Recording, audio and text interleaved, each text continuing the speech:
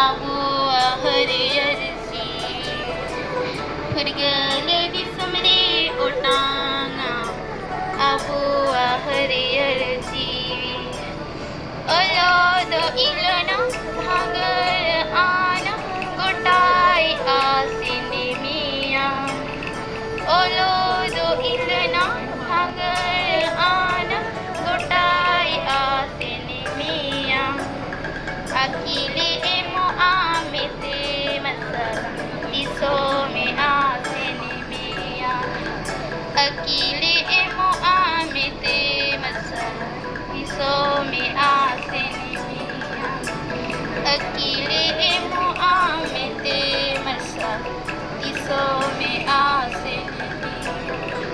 Thank you. बहुत शानदार। इसके बाद मैं गर्मी के ऊपर एक छोटी सी कहानी आप लोगों को सुनाना चाहूँगा। एक बार की बात है, गर्मी की छुट्टियां हुई थी। सूरज की तेज धूप से पूरा गांव तप रहा था। बच्चे घरों में बंद होकर परेशान हो गए थे। उस गांव में चिंटू नाम का एक छोटा लड़का रहता था। उसे गर्मी बिल्कुल पसंद नहीं थी। वो रोज कहता, ये गर्मी कब खत्म होगी। एक दिन उसकी दादी उसे अपने साथ बगीचे में ले गई। वहाँ पेड़ों की ठंडी छांव, आमों की खुशबू और पक्षियों की आवाज सुनकर चिंटू खुश हो गया। दादी मुस्कुराकर बोली, बेटा, गर्मी सिर्फ परेशानी नहीं लाती, यह मौसम हमें आम, तरबूज, छुट्टियाँ और खेलने का समय भी देती है। फिर दादी ने मिट्टी के घड़े का ठंडा पानी पिलाया। चिंटू बोला, वाह, इससे अच्छा पानी तो कहीं नहीं। धीरे धीरे चिंटू को समझ आ गया कि हर मौसम की अपनी खासियत होती है।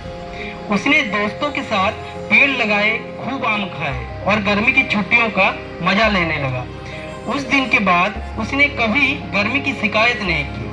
इस कहानी से हमें यह सीख मिलती है कि हर मौसम हमें कुछ नया सिखाता है, बस उसे अच्छे नजरियों से देखना चाहिए।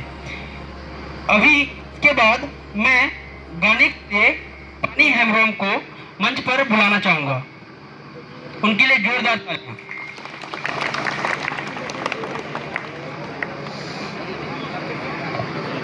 सभी को जोहार। मेरा नाम है पानी हेम्ब्रोम और मैं सिद्धू बानू के बारे में गाना गा रही हूँ।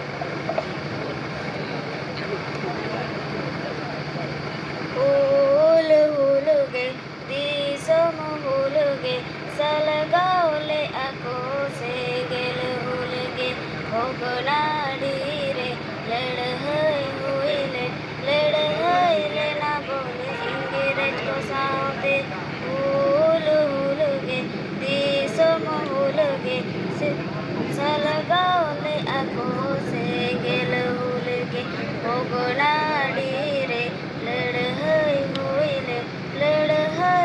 ना बोल इंगिरज को साथे हुलगे दिसम हुलगे सलगावले आको से गेल हुलगे होगनाडी रे लड़ ना बोल इंगिरज को साथे धरती रे धूड़ी डिगलोए ना सर बांधो को बारो दर जावे ना धरती रे धूड़ी डिगलोए ना सर बांधो को दर चदड़े आता माया मदाल कली जीना वीर केरवर को सोई देना हुलगे दिसम हुलगे सलगावले आगो से गेल हुलगे होगनाडी रे लड़ हईले ना बोल इंगिरज को साथे गिदिर से गेल असरते कपी तलवार भूल हाथे बुझू करो को दया के फूल सर्जित करके आगो गिदिर से गेल असरते कपी तरवाल भूल हाथे बुझू करो को दिया के फूल सर्जित करके आगो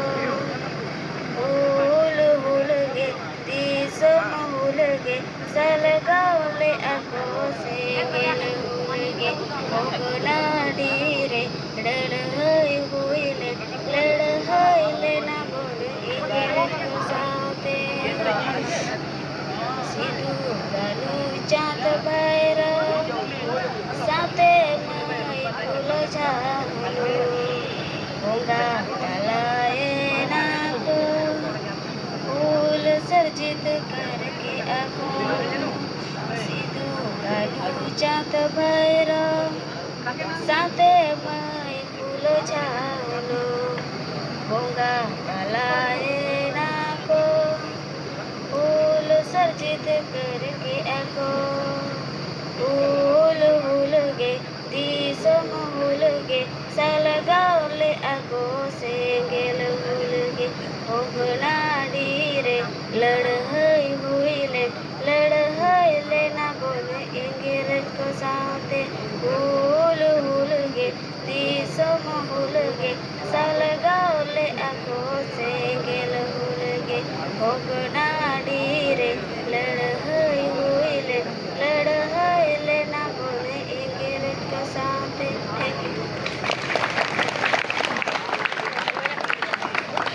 बहुत अच्छा। अभी मैं स्पीच के लिए जोगेश्वर मुर्मू को बुलाना चाहूंगा।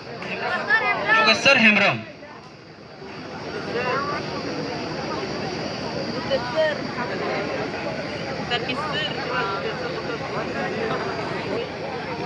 हवा के भरोसे मत उड़, चट्टानें तूफानों का रुख मोड़ देती है। अपने पंखों पर भरोसा रख, हवा के भरोसे तो पतंगे उड़ा करती है। जलाओ वो समा जिसे अंधेरिया बुझा ना सके, बनाओ वो तकदीर जिसे कोई मिटा ना सके। माननीय प्रधानाचार्य जी, आदरणीय शिक्षकगण और मेरे प्यारे साथियों, आप सभी को मेरे ओर से समर कैंप की हार्दिक शुभकामनाएं। मेरा नाम जोगेश्वर हेम्ब्रम, मैं कक्षा 10वीं का छात्र हूं। दोस्तों, जब हम झारखंड का नाम लेते हैं तो हमारा दिमाग में क्या आता है? हरे भरे जंगल, कल कल करते झरने, ऊंचे पहाड़ और वे बेधा मुस्कान जो सिर्फ यहाँ के लोगों के चेहरों पर दिखाई देते हैं। यह वो पावन भूमि है जिसे विधाता ने कोयले की तिजोरी और लोहे की रीढ़ दी है। पूरे भारत देश का 40% से भी ज्यादा खनिज अकेले इस 79,000 वर्ग किलोमीटर की धरती के सीने में धड़कता है। टाटा, बोकारो, धनबाद की खदानों पर देश को रोशनी देते हैं, पूरे देश का पेट पालते हैं। लेकिन आज मुझे इस मंच से एक कड़वा सवाल पूछना है, क्या देश का पेट पालने वाला हमारा झारखंड आज खुद समृद्ध है? क्या हमारे गांव के बच्चे को वो शिक्षा, हुए स्वस्थ और वे रोजगार मिल पाया जिसके वे हकदार थे? मेरे प्यारे दोस्तों, जो काम अपना इतिहास भूल जाती है वे कभी अपना भूगोल और अपना भविष्य नहीं बदल सकती। हमारा झारखंड बलिदानों की नींव पर खड़ा है। यह वो धरती है जिसने ब्रिटिश हुकूमत की चूल्हे हिला दी थी। तो फिर आज हम विकास की दौड़ में पीछे क्यों है? इसका जवाब आप सभी को पता होंगे। जो हो चुका है उसका सोचना गलत है। खैर, सोचने लायक यह है कि आगे हम विकास कैसे कर सकते हैं। विकास का पहला रास्ता गांव, पानी और खेती। अगर झारखंड का विकास करना है तो हमें रांची के वातानुकूलित कमरों से बाहर निकलकर अपने गांव की धूल को माथे पर लगाना होगा। आज भी हमारे गांव की सबसे बड़ी पीड़ा क्या है? पानी का संकट। जब धूप तेज होती है तो हमारी माताओं के सिर पर घड़े और पानी की चिंता साफ दिखाई देते हैं। हमारे खेत सूखे रह जाते हैं। विकास तब होगा जब हमारे गांव में चेक डैम होंगे, वाटर हार्वेस्टिंग होगी और खेतों तक पहुंचेगी।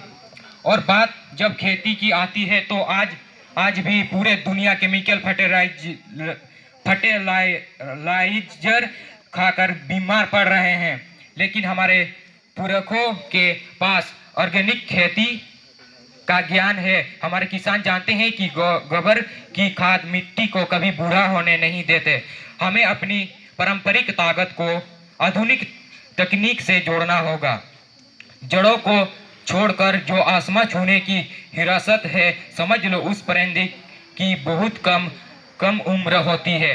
पसीना जो बहाएगा इस माटी की हिफाजत में, उसी के वास्ते ये धरती फिर सोना उगलती है। विकास का दूसरा रास्ता पारंपरिक स्वशासन, माझी और मुखिया की ताकत। झारखंड की जो प्रशासनिक व्यवस्था है वे दुनिया में बेमिसाल है। हमारे पास सिर्फ सरकारी तंत्र नहीं है, हमारे पास सदियों पुराना सामाजिक लोकतंत्र है।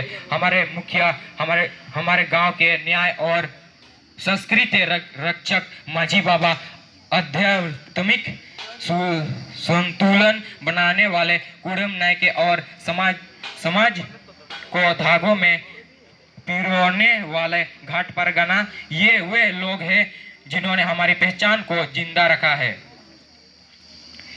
विकास तब अधूरा रहेगा जब तक इन पारंपरिक पदों को प्रशासनिक शक्तियां नहीं मिलेगी। रांची में बैठकर गांव की किस्मत तय नहीं की जा सकती। जब हमारी ग्राम सभाएं मजबूत होगी, जब माझी बाबा और मुखिया तय करेंगे कि गांव को क्या चाहिए, तभी विकास का असली पैसा सही जगह खर्च होगा और भ्रष्टाचार की जड़ें कटेगी। विकास का सबसे बड़ा रास्ता शिक्षा की क्रांति। हम झारखंड में ऐसे शिक्षा व्यवस्था चाहिए जो हमारे बच्चों को कंप्यूटर की भाषा भी सिखाए और अपनी मृत भाषा का गौरव भी याद रखे। हमें ऐसे नौजवान तैयार करना है जो सिर्फ नौकरी मांगने वाला ना बने, बल्कि इस राज्य में उद्योग और रोजगार पैदा करने वाले लीडर बने। जब हमारा युवा शिक्षित और हुनरमंद होगा तो झारखंड को आगे बढ़ने से कोई नहीं रोक सकता। खिलेंगे फूल तो गुलशन में भी रंग आ ही जाएगा, जलेगा दीप तो अंधेरिया खुद ही भाग जाएगा। कलम की धार को तुम इस कदर मजबूत कर लो कि झारखंड का हर बच्चा मुखर खुद बनाएगा। संकल्प। मेरे प्यारे साथियों, सिर्फ बातें करने से राज्य नहीं बदलते, विकास एक साझी जिम्मेदारियां है। हमें आज यहाँ से संकल्प लेकर जाना होगा। जब हम अपने पर्यावरण और जंगलों की रक्षा करेंगे तब विकास होगा। जब हम सड़कों पर कचरा फेंकना बंद करेंगे तब विकास होगा। जब हम पानी की एक एक बूंद की कीमत समझेंगे तब विकास होगा। जब हम अपनी संस्कृति और भाषा पर गर्व करना शुरू करेंगे तब विकास होगा। और जब हम जात पात, धर्म और ऊंच नीच के बंधनों को तोड़कर सिर्फ झारखंडी बनकर खड़े होंगे तब विकास होगा। आइए हम सब मिलकर एक ऐसा झारखंड का निर्माण करें जहां एक युवा बेरोजगार ना हो, जहां का किसान लाचार ना हो, जहां की बेटियां असुरक्षित ना हो और जहां की मिट्टी का मान हमेशा आसमान पर रहे। हवाएं चाहे जितनी तेज हो, दीपक जलाए रख। मुसीबत की इस आंधी में भी हौसले बनाए रख।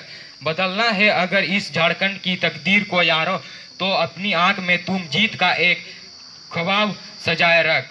ज़्यादा वक्त न गवाते हुए यहीं पर मैं अपनी वाणी को विराम देता हूँ। जय हिंद, जय झारखंड, जोहार। Sir, to come on the stage and guide us with his valuable words. Sir के लिए जोरदार कर दें।